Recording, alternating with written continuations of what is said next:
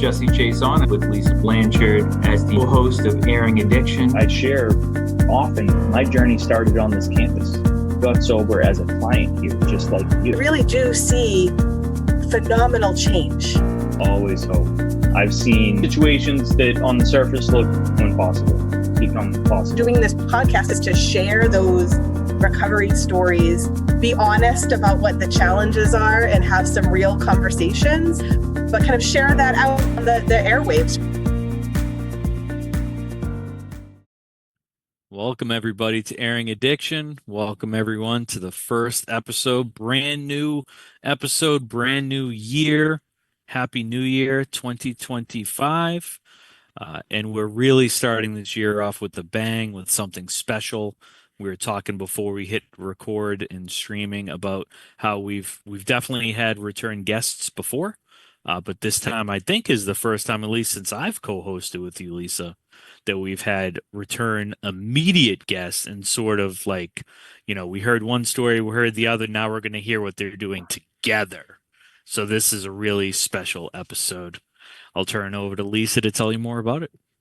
Thanks so much, Jesse, and Happy New Year to everyone. I think this is a great episode to celebrate the new year. And like Jesse said, if you have not listened to our last couple of episodes, I'm going to strongly suggest you do, because we're not going to rehash those episodes, but we really would like you to hear their individual stories. But today we're going to talk about their shared stories. So in November, I believe, we had Matt Gear on to share his story. And in December, we had John Marhefka on to share his story. And that kind of led to a little bit of a conversation about what they're doing now, what they're doing in their roles at Spectrum, in the recovery community. But what we are here to talk about today is what they do together. And so both John and Matt have their own nonprofit called GAAP Recovery. And we're going to talk a lot about what that looks like. It's, a nonprofit, and it is also a nonprofit that we have directly supported as an organization at Spectrum through our community impact funds. And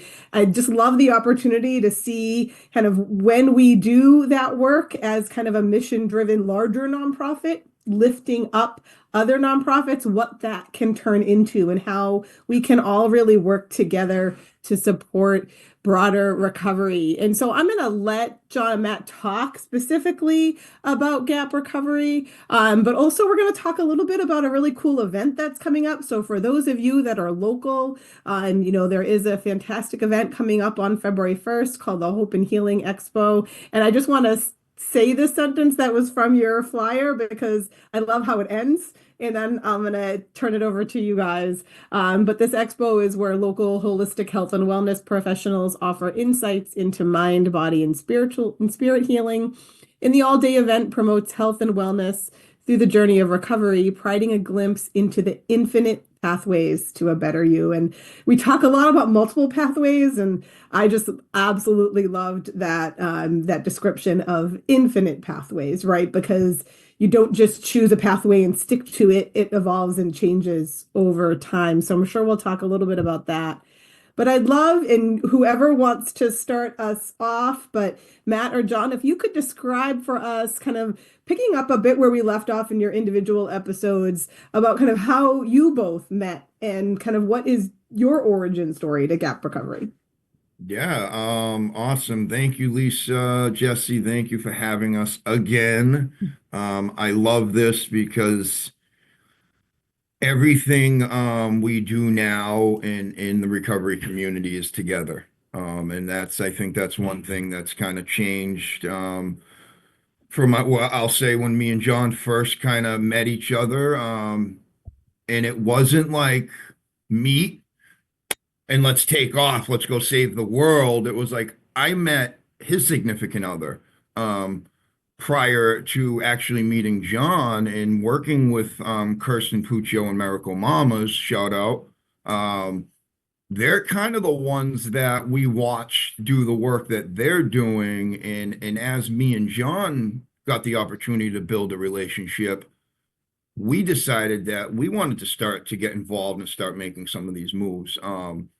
Myself, I come from a nonprofit world.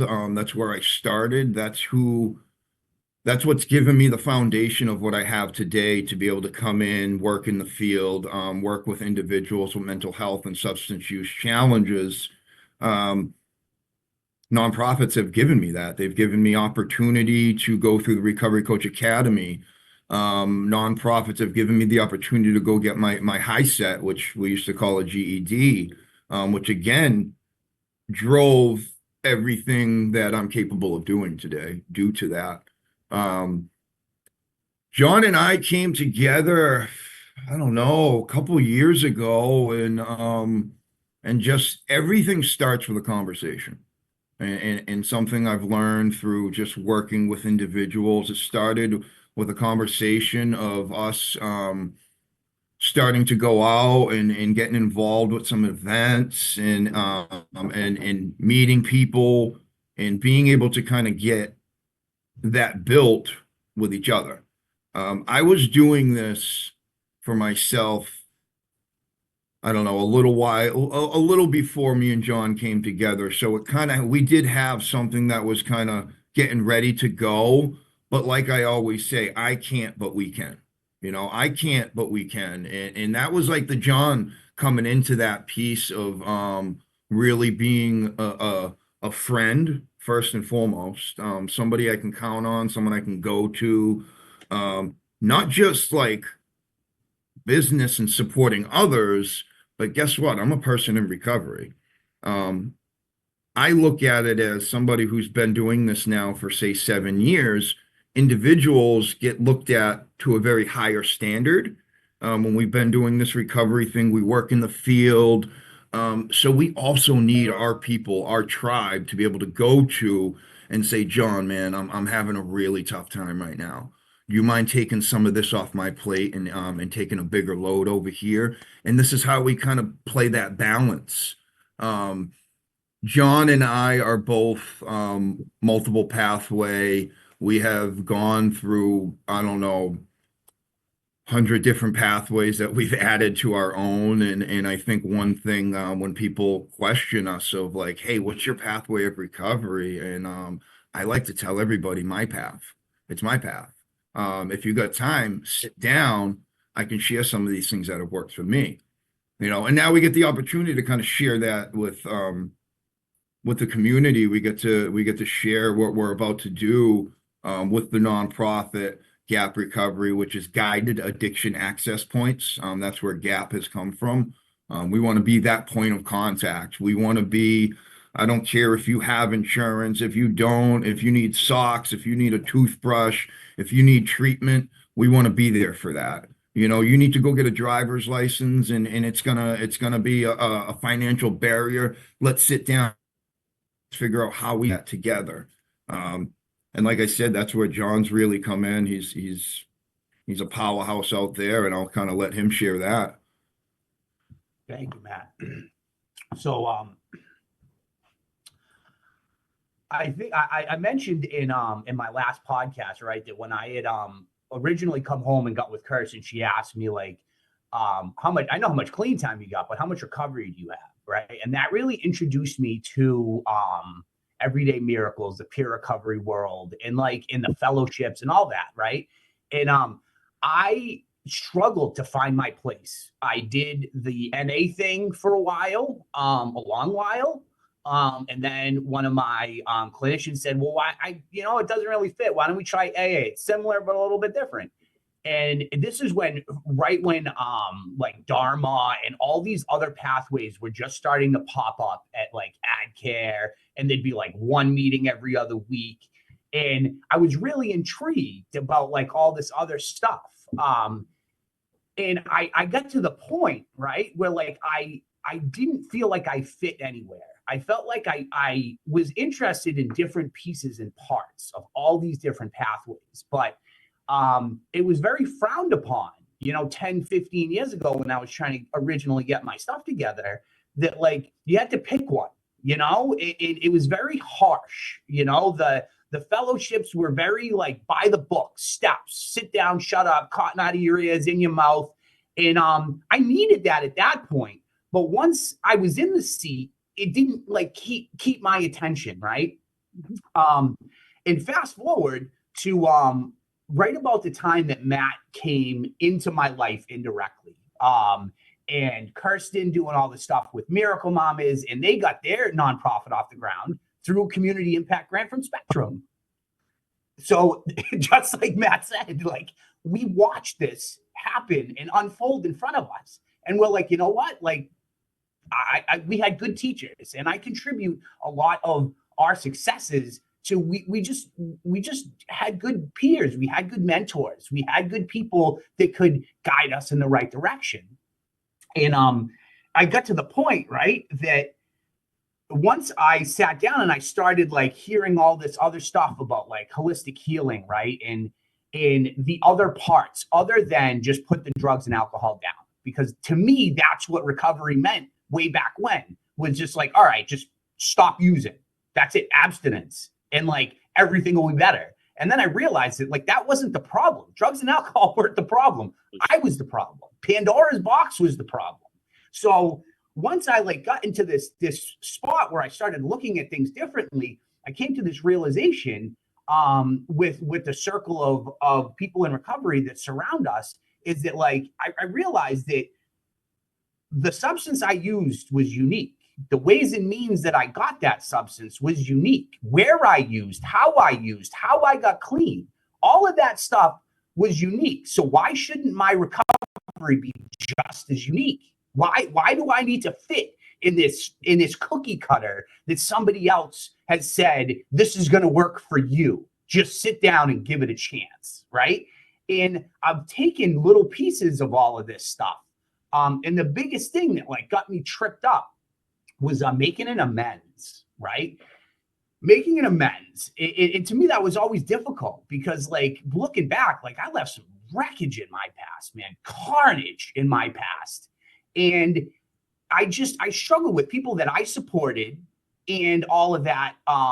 The devastation that happened when they either tried to make an amends and it didn't work out, or they had lost the person that they had wronged. So like, how did you make an amends? And this is what happened with my mom, right? When I lost her, it's like, how do I make an amends to her? And then I realized through good teachers, right? Good role models, good mentors, good sponsors, all of that stuff. I realized that like the one person that I was never taking into consideration was myself. And like, how do I make an amends to myself? And if I make an amends to myself, right, and I change the core of this, I change the root of my behavior, I change the reason that I wronged all these people, I don't have to go out and say, in right or wrong. I've righted that wrong. I've made an amends to those people that I could never possibly have contact with. And that's the biggest thing that Matt has shown me, right? Is that it's okay. It's okay. It's all right to feel that, right? And I never experienced that before. I never experienced the inside stuff. I experienced the outside stuff, experienced the writing, and I understand writing works for some people. It just doesn't work for me. I'm different. I'm unique, right? And it wasn't until I got into the circle of the recovery family that we have now that I realized that that's the piece that I was missing, right? That I was always afraid, and all that, the devastation I saw from people trying to make an amends is because they were going about it by themselves, right? They didn't have somebody, they didn't have peer support. They didn't have somebody to sit with them during that tough time and say, you know what? It's going to be all right. I never had that. So now that I'm realizing that it's a balance. It's a balance of dealing with what happens every day, but also looking back and coming to terms and healing some of those wounds. Because if I don't heal what's in my past, whether I like it or not, or I'm conscious of it or not, I'm bringing that into my future. That's traveling over into all of the work that we do, right? And instead of me ignoring it, like I talked about last time, right? I can just put that wall up, act like it's bright and shining on the outside, right? It didn't work for me.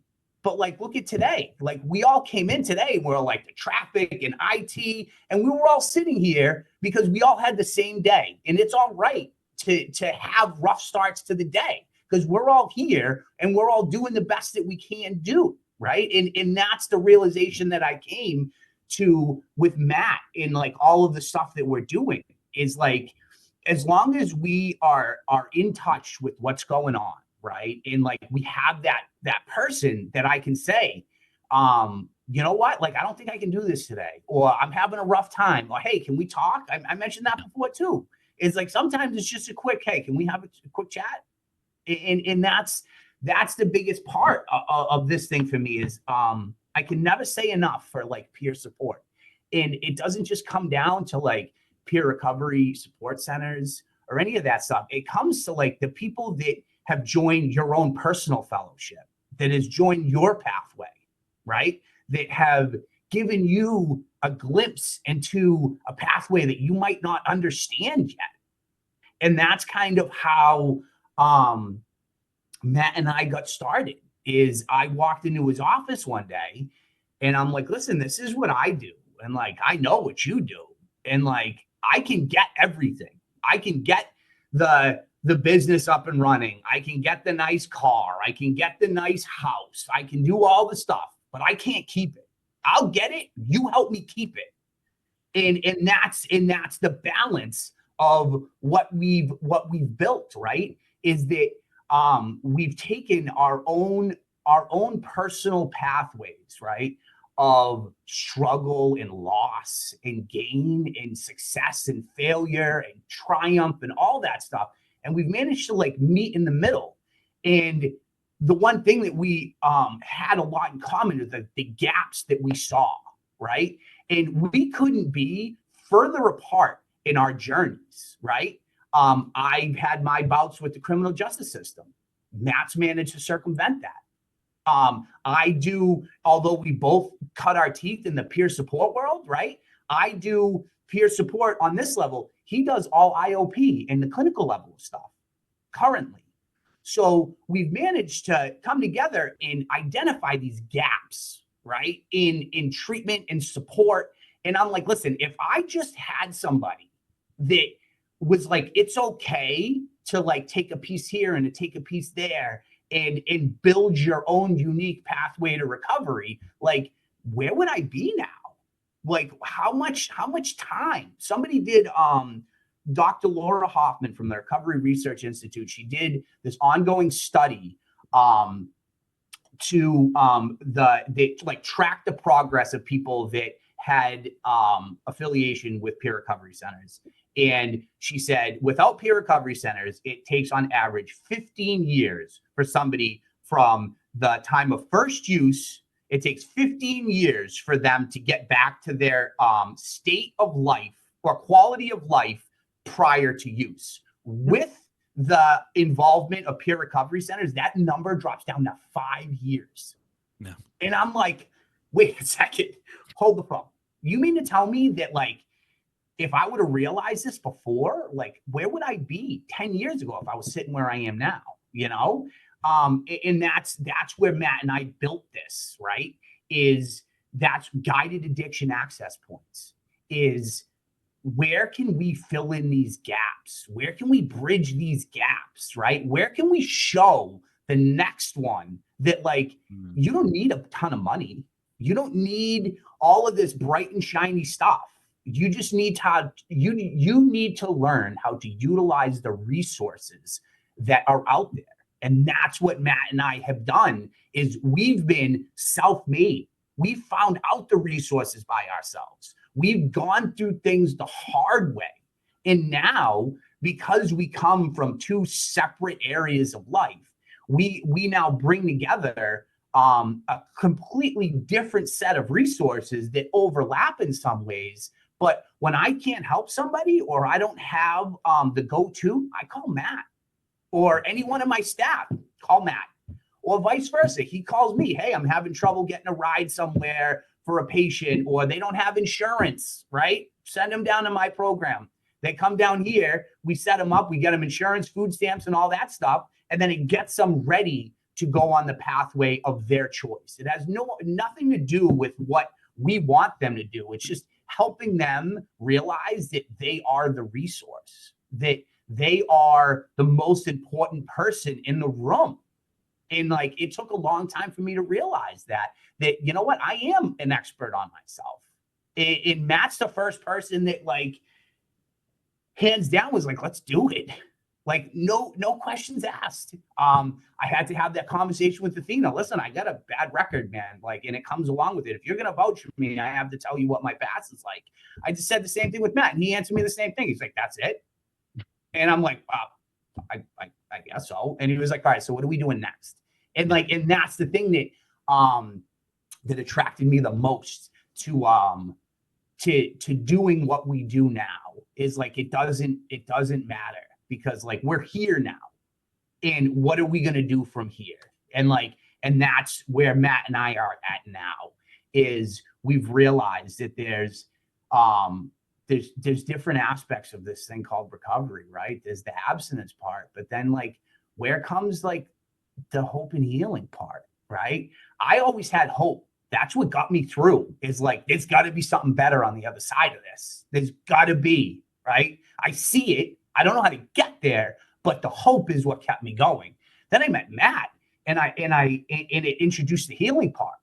And it was it's okay. It's okay to cry.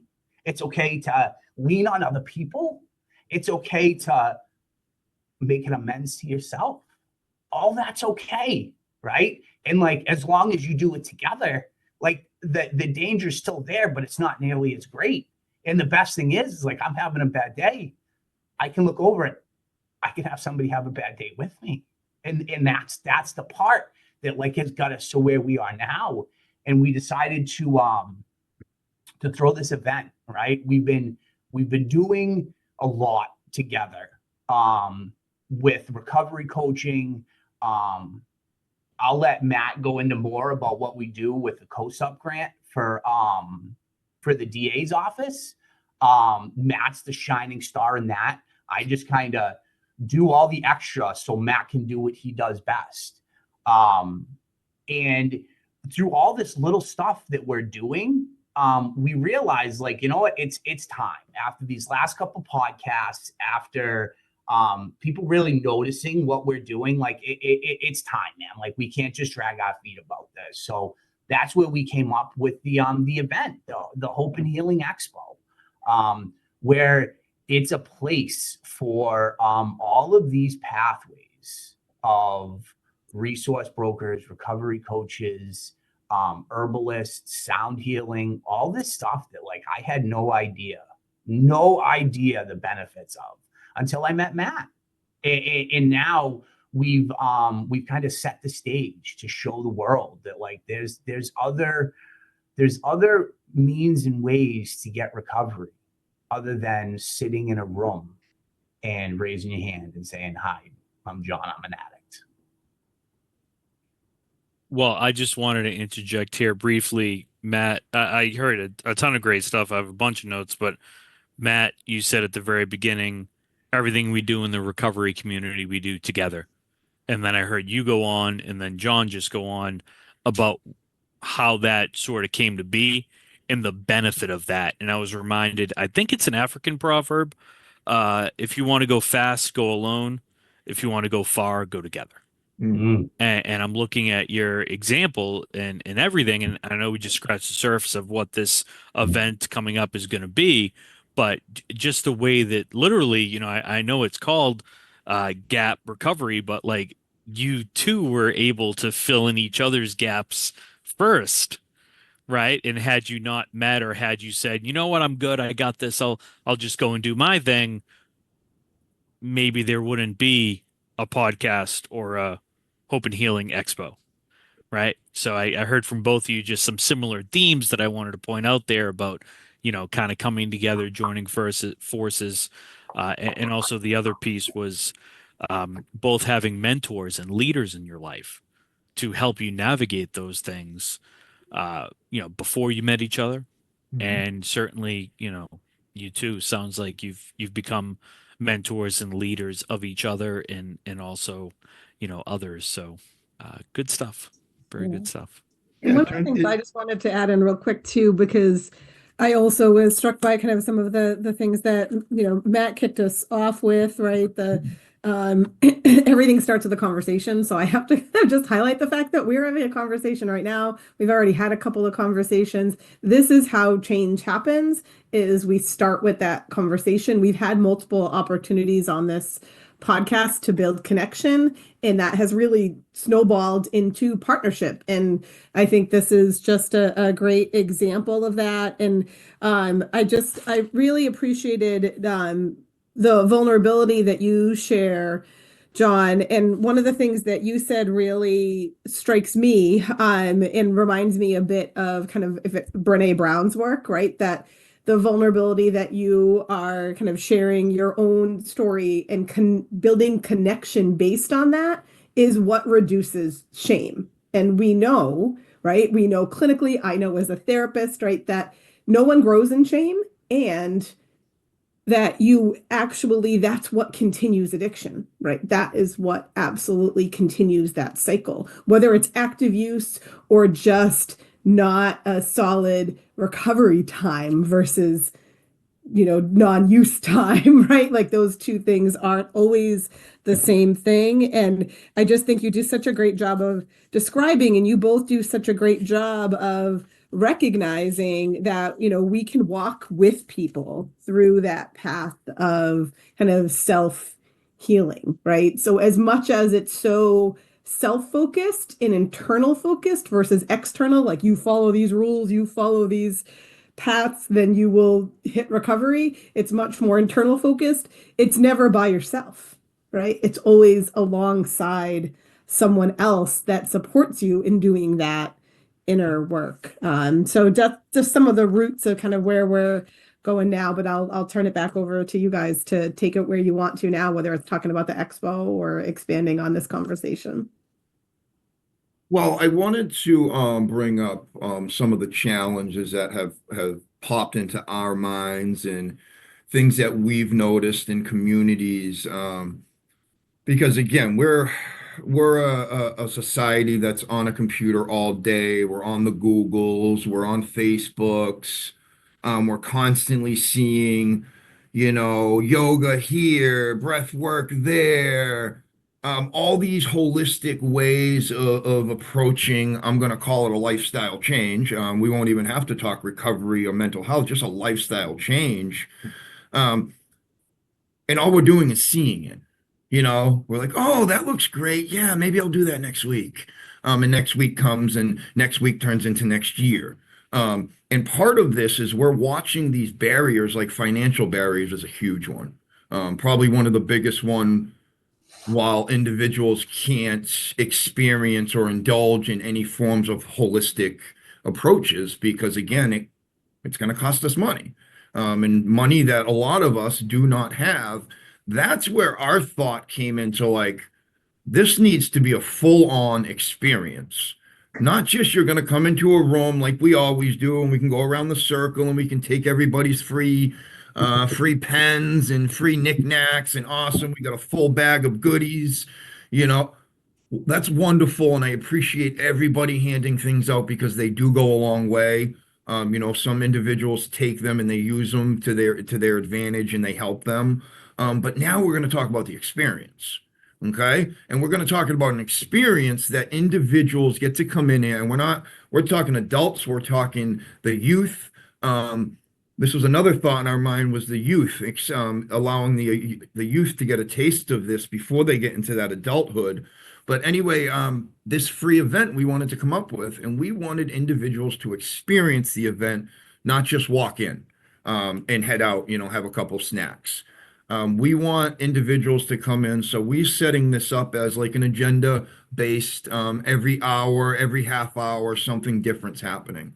The setting, the environment in the event's going to change. As our sound healers come up, we're gonna go into a little different vibe in the room, where we're gonna allow people to kind of lay out, sprawl out, use your yoga mats, use your blankets, use your pillows, dim lights, and we're gonna do a full-on sound bath that people can fully immerse themselves into.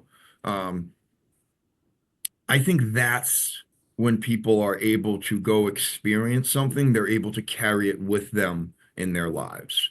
I was introduced to this stuff little by little, piece by piece. My first experience with any form of holistic ways of doing things was this ice water. People are telling me, jump in ice water. And I'm like, yeah, you're nuts. I stopped using drugs and alcohol. Now you want me to go be crazy and jump in water. But little by little, I got to experience it. And when these individuals gave me that opportunity, they opened that door for me and allowed me to experience this thing, was when I was able to now reap the benefits of it. Okay. So we can talk all about this all day long, and I can tell you exactly what ice water therapy does, and I can tell you exactly what yoga is going to do. But if you're not experiencing it, all it is my ears hearing it now. So that's kind of where this came from, of like, let's set this up. John and I, like John said earlier, have become walking resources for the community. If there is a need out there and we're not aware of it and we become aware of it, we become experts on it. Anything from expunging quarries to you name it, we want to be an expert at it. So when you come to me and you say, hey, I need some help, in my mind saying, oh yeah, they're going to want to go to treatment. They say, no, actually, I'm good there. All I need is an ID so I can go get a job. I can handle that, and it's the ability to kind of build these resources. They'll get all that. Individuals who come and experience this event are going to get all those resources, but they're going to get a little more, and that's kind of who we are. We want to keep giving a little more. We want to keep expanding ourselves to learn more so we can give more.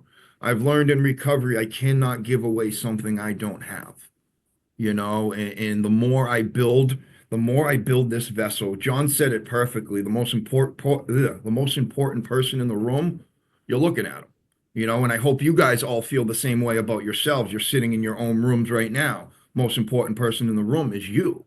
And if people start to grasp that, they're going to go out and get what they need on a daily basis. And then they'll be able to fill their cup.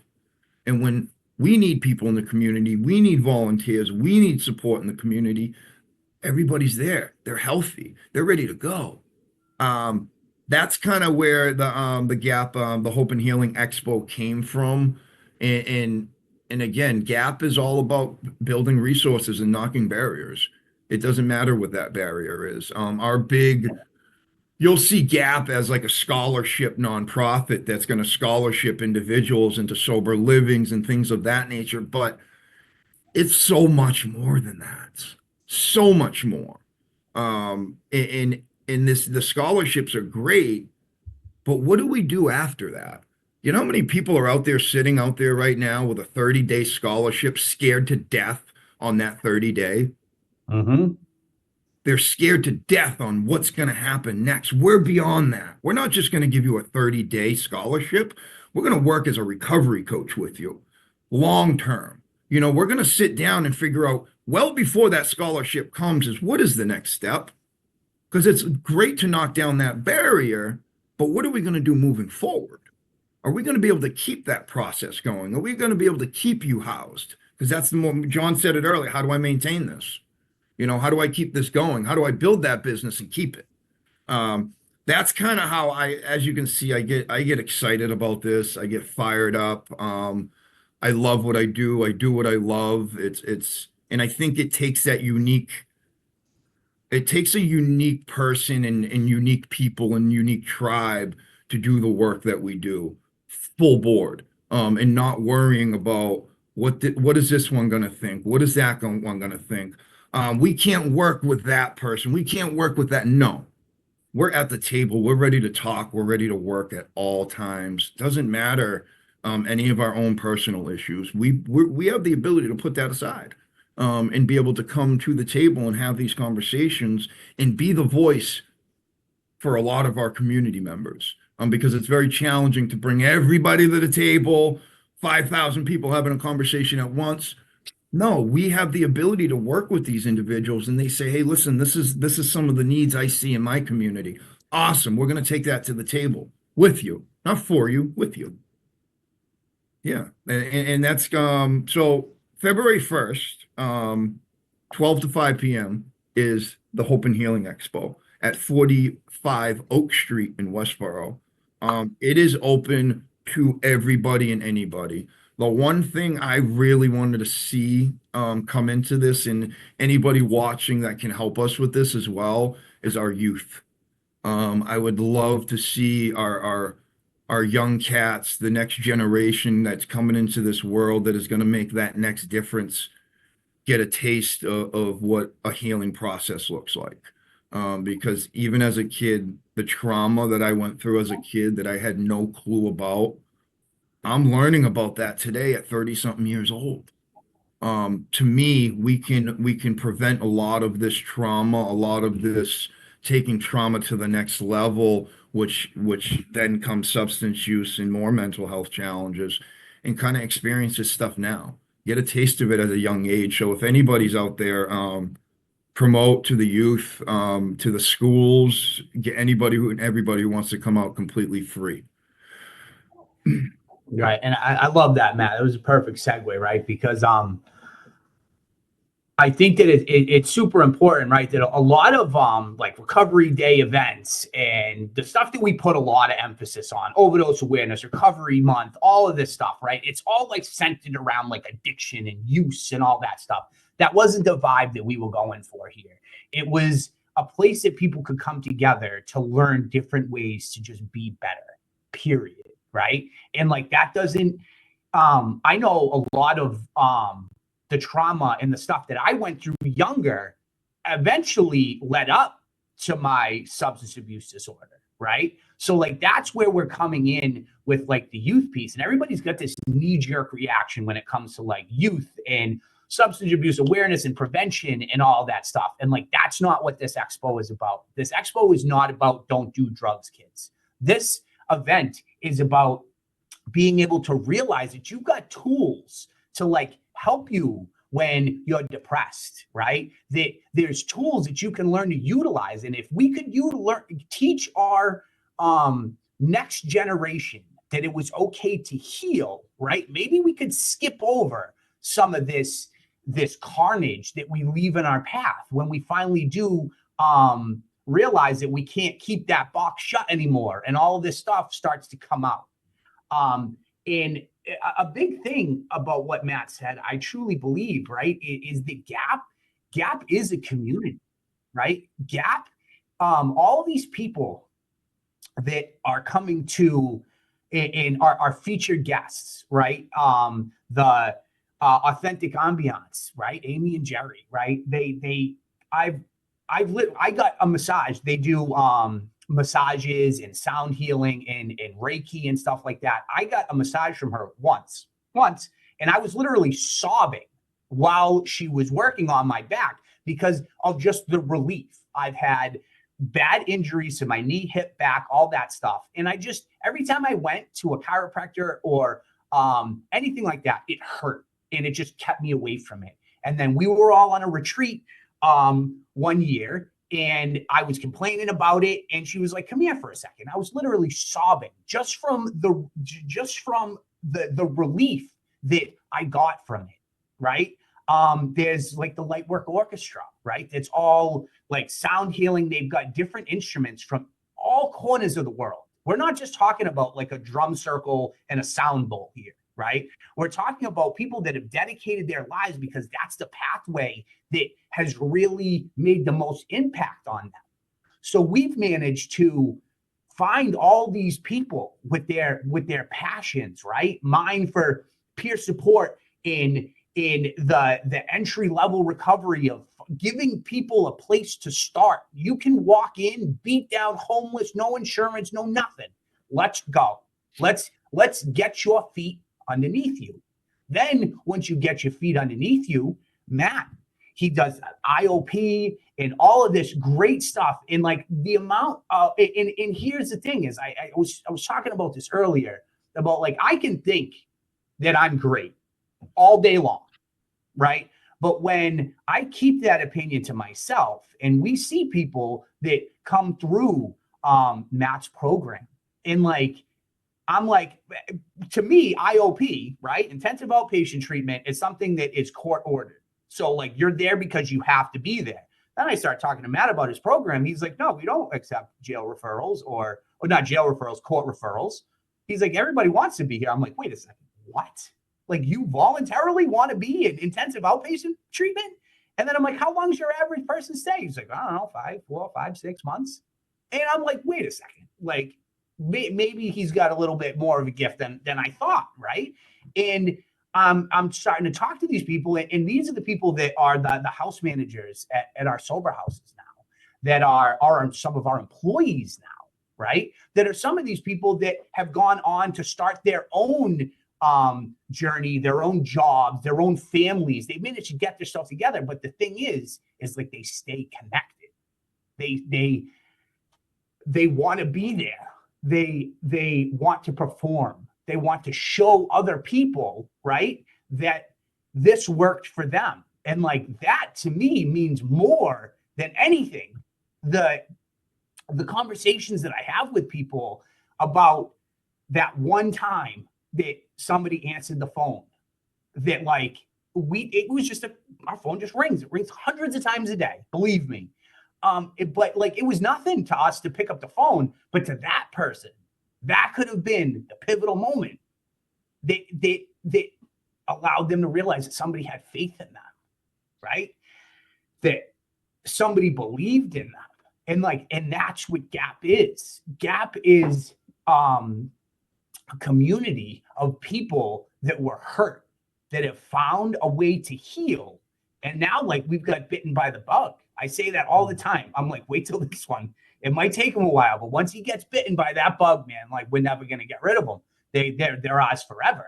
And like, and that's what it is like the proof is in the pudding, right? Is we're realizing that the more people that come in and they might not give back to GAP, right? But when we follow up with them, they're giving back to somebody. They're giving back. They're giving back to their families, right? And that's the thing is like, it's all inclusive. Like what Matt was saying, it's not about just putting the drugs and alcohol down. It's about having positive things to do with your family, being present with your kids. Like recovery doesn't mean I'm going to leave my family at home and go to a meeting for an hour. Like recovery could mean, hey, let's go check out this sound bath, right? And that's something, talk about the experience. That's one thing that we changed me is like what I feel, right? And like I was afraid to feel for a long time. But now, like when after I experienced like my first sound bath or sound healing or the massage by Amy, like I realized that like this just wasn't somebody that knew this muscle needs a little bit of work. This was somebody that could feel the tension in my back and was like, wait a second, it didn't start here. It started way back there. Just like my where my substance abuse disorder came from. It didn't start with my first drug. It didn't start with my first drink. It started way back when I started stuffing stuff down and not dealing with life on life terms. And that's why the finale of this Hope and Healing Expo is we're going to set up a fully immersive sound bath. And we're not talking, like I said, about a couple drums and a sound bowl. We're going to set the stage for sure. And we really, really encourage people to just come out. And the best part is like, you don't have to ask any questions. If you don't feel comfortable bringing your yoga mat and your pillow like we are, like just sit there, close your eyes for a minute. You don't have to ask permission. You don't have to say anything. You don't have to come in and say, well, I don't know what I'm doing. Okay, just come in and sit down. That's it. And feel it. Take a journey on that experience that like, it's not all about what you say. It's not about what you do. It's about what you feel, right? And if you make an amends to yourself and you feel good on the inside, that just radiates to everything.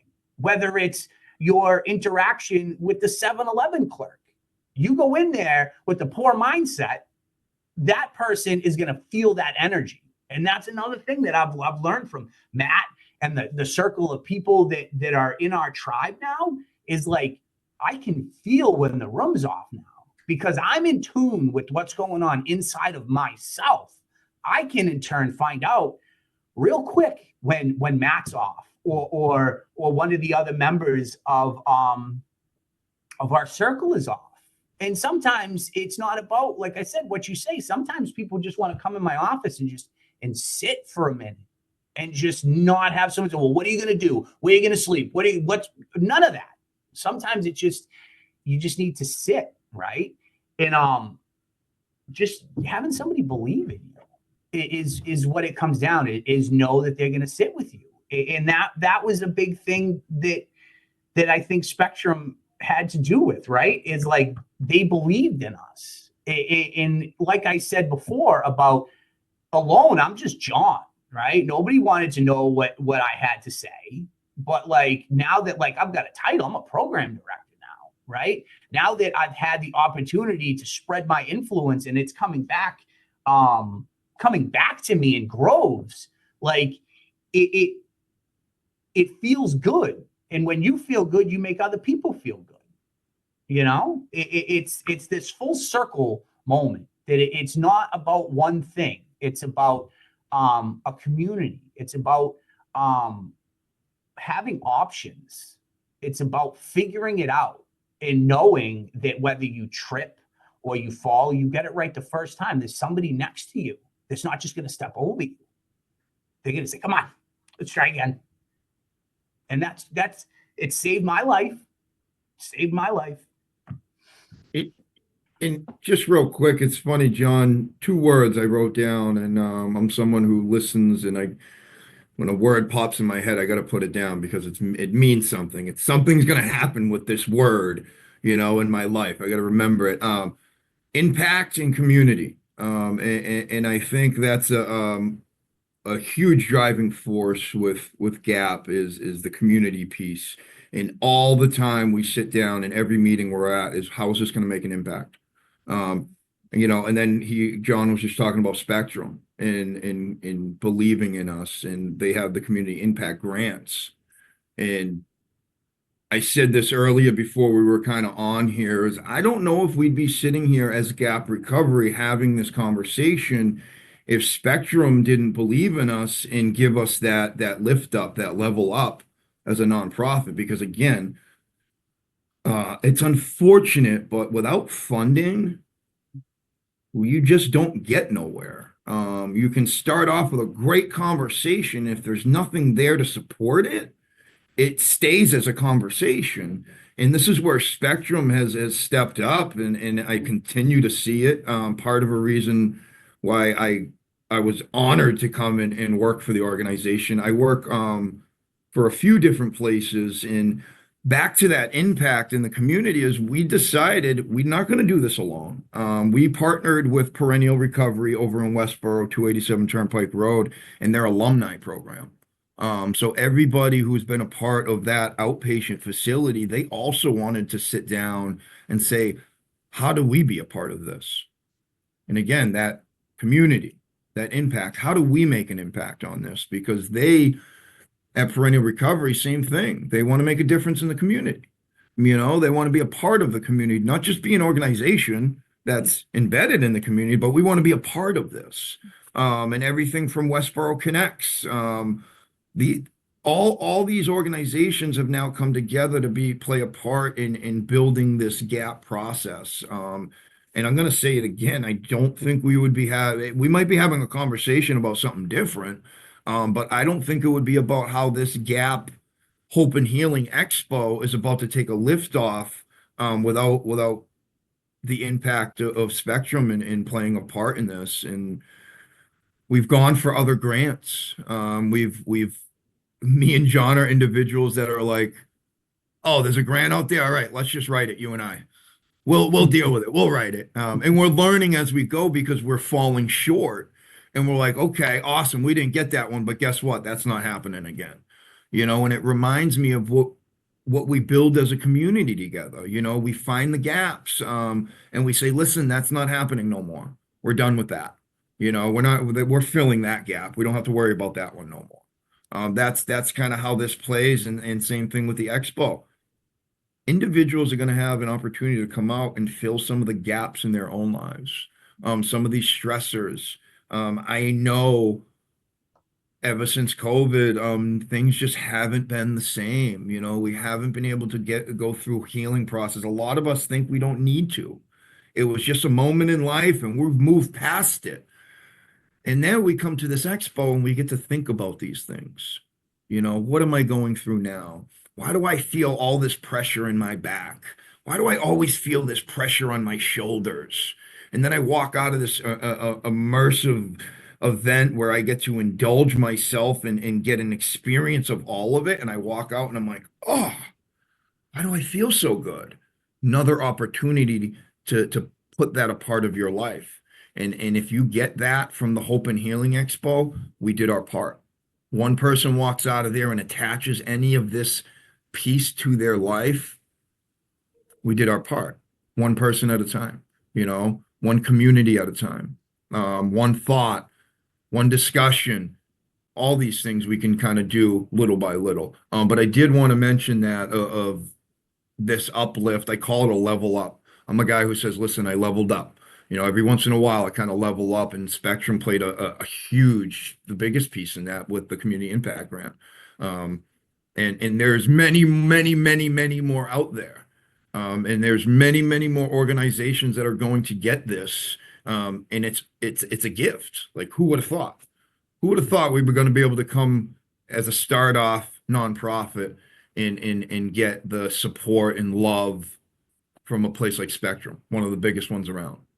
I love that so much. And so obviously I'm totally biased, right? I've been at Spectrum for it'll be 26 years next month, right? Nice. And so I've spent my entire life, right? More years in Spectrum than out, right? At this point, I've turned that corner in my life where I have been directly connected longer than I haven't since birth, right? So, but you know, just some background on this. So I have the fortune of, you know, participating in our board meetings and having close connections with our board. And that's, you know, the difference of a nonprofit, right? Even though we're large, even though we're solvent, even though we have been doing this for over 55 years and we can open programs and we can treat a lot of people, we also realized maybe there's other ways we can impact the community. And so it was actually our board, one of our board members, who said, let's do something like this, and created the Community Impact Committee, which has board members, has, you know, Spectrum leadership, but really the applications for other nonprofits and grassroots community-based organizations come directly from the Spectrum staff. Right? So it's not decided at the top down, it's decided from the bottom up. And it's those staff that are working with individuals working towards or in recovery every day that are like, you know what, I know of this cool program or this cool nonprofit that's trying to do some work, but it's harder. They don't have the resources and the capital that we do as an organization. How can we leverage what we've been able to do, you know, to support them? And so we do it, you know, a couple of times a year and fund many. And this is just a joy for me, having been part of these conversations from the beginning, to see what that does, right? That one of the things I wrote down is that ripple effect, right? And I love the concept of, you know, we all know that hurt people, but healed people heal people. And that impact, not just on turning around and supporting, you know, others in their recovery, but that, I think, John, you said it, right? So if you help someone and they're feeling better, then, you know, maybe they're more present with their kids, right? Maybe they're just talking, you know, more kindly to the 7-Eleven clerk, right? And that has like a huge impact across the world if we can support individuals that then support their kids. And I do a lot of work in parental substance use and what that looks like and the impacts that generationally that has. You know, it really is just a huge ripple effect that we are continuing to make. Absolutely. And I think that it definitely, it takes a village, right? And that's something that Matt and I have realized that it's not like we didn't build GAAP because we're like, this could help other people. Like GAAP helped us, right? And like, just because we put a label on it that is guided addiction access points doesn't mean that like this isn't what has gotten us to where we are now, right? And we've managed to give some people purpose, and we've managed to build this team, right? Because you see GAAP and you don't realize that like Spectrum is the one that believed in us. Athena is the one that nominated us for this. Nominated Miracle Mamas too. But here's the thing, right? Is like you may realize that like you invested in Matt and I, but like it doesn't stop with Matt and I. Like when it comes down to like keeping Matt and I on point, like we'd be nothing if it wasn't for Dawn. She's our project manager. She wears so many hats. She's our project manager. She's our finance woman. She makes sure that we're where we're supposed to be. Sometimes she's mom and she's just like, John, knock it off, stay on topic, you know? And that's the thing is like, that's what makes us successful and makes us so powerful is that we've built this community of people that have a common goal, that have a common vision. And then when you bring in places like Spectrum that have the opportunity to invest a little bit in that, like that's huge. That's the way the world should work. It's not the way the world does work, but we've just been fortunate enough that we were able to seize this opportunity. Somebody said to me or said somewhere that we're faced with opportunity constantly. It just depends on whether we're able to take advantage of that or not. And I've squandered many opportunity. I've gotten it, given it away, never been able to keep it because I always wanted to do it me. I wanted to do it my way, right? And then I bring Matt in, and Matt and I have a conversation, and I bring him into my ideas, and he brings me into his ideas, and we're like, all right. And then we realize that like we're so busy doing what we need to do. We're like, wait a second. And Dawn's someone that Matt grew up with, right? And we're like, she's in our circle, and I'm like, wait a second.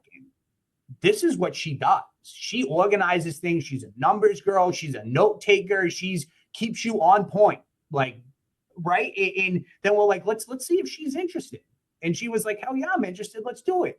And then that let us level up, and that let us fill in those gaps of those all those grants that Matt and I tried to write, but like we got recognition, but we didn't get all the way there. And now that we've brought in some more help, that we've had somebody else that believed in the mission, that now we're able to sustain what we have. And that's the biggest part about it. If we don't grow any more than we are today and we sustain where we're at, I'm cool with that. I'm fine with that. But like forecast says that's not it. You know, in seeing other people, this is what peer support's about, is somebody else knowing I detoxed in a jail cell over 9 times at the House of Correction, right? And the people are like, wait a second, you did? And I'm like, yeah, man, like don't worry about all that. Like don't let all that, don't let the naysayers, the shame, the guilt, all the people that won't let you make an amends. Don't let that hold you back, because look at us now. Come on, let's go. Look at us now. Let's go. And again, baby, let's go. Let's go. It goes back to that. I'm pretty sure it's an African proverb. I got to look it up after this. But if you want to go fast, go alone. If you want to go far, go together. Yeah. And again, I'm hearing that theme of peer support and working together and networking and learning, right? And learning as we grow. Like, you know, yeah, you didn't get the grants the first time around, but you're learning, you know, so that next time, you know, Matt, I heard you say that won't happen again, right? And you're bringing on other people to help you too. So not thinking that, you know, this is even the John and Matt show or the John and Matt and Dawn show. it's the more the merrier show, all working toward this common goal of helping people.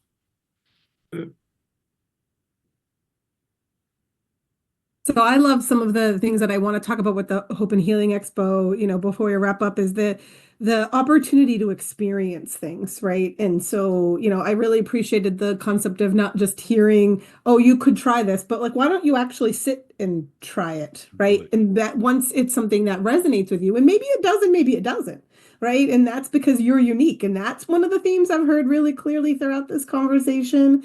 We've said it before in this podcast, and it's certainly been said before in recovery spaces of there's more than one way in and more than one way out. Like they're not the same, and that kind of uniqueness, but you can't really add things to your toolbox unless you try them. So Matt, I'm gonna try an ice bath sometime in 2025. It might be December 31st, I'm gonna hold you to it, Lisa. and I actually get I'm there. gonna hold you He does to it it. every Sunday morning at the Lackey Dam in Whitensville. Every Sunday morning.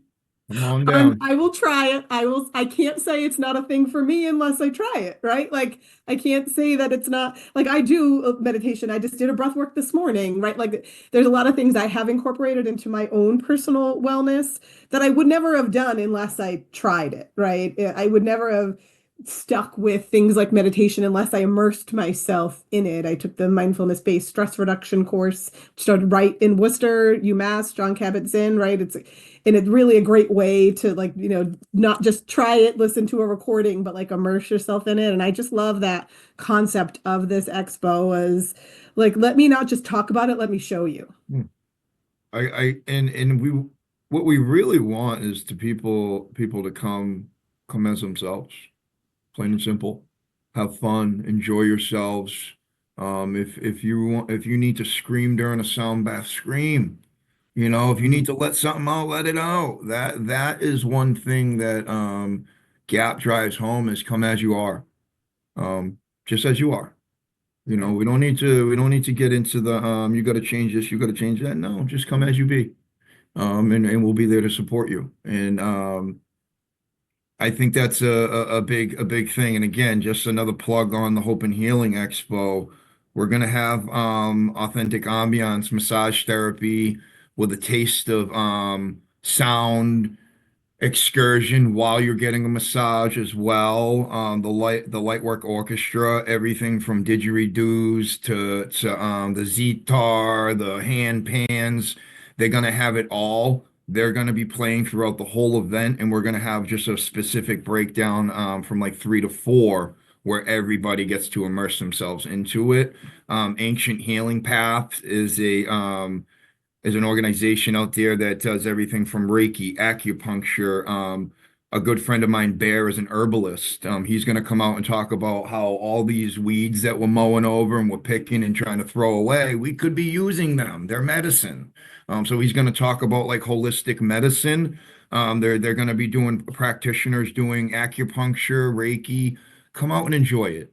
It's completely free, paid for by the community. Everybody wants the community to be able to enjoy this and get a taste of that healing process. We have flyers that are going out. We are on Facebook, GAAP Recovery, if you guys want to follow us on there. And we also have GAAPrecovery.org if anybody wants to jump on. We are still looking for resource tables for individuals that want to come out, promote themselves, promote their business. And all are welcome.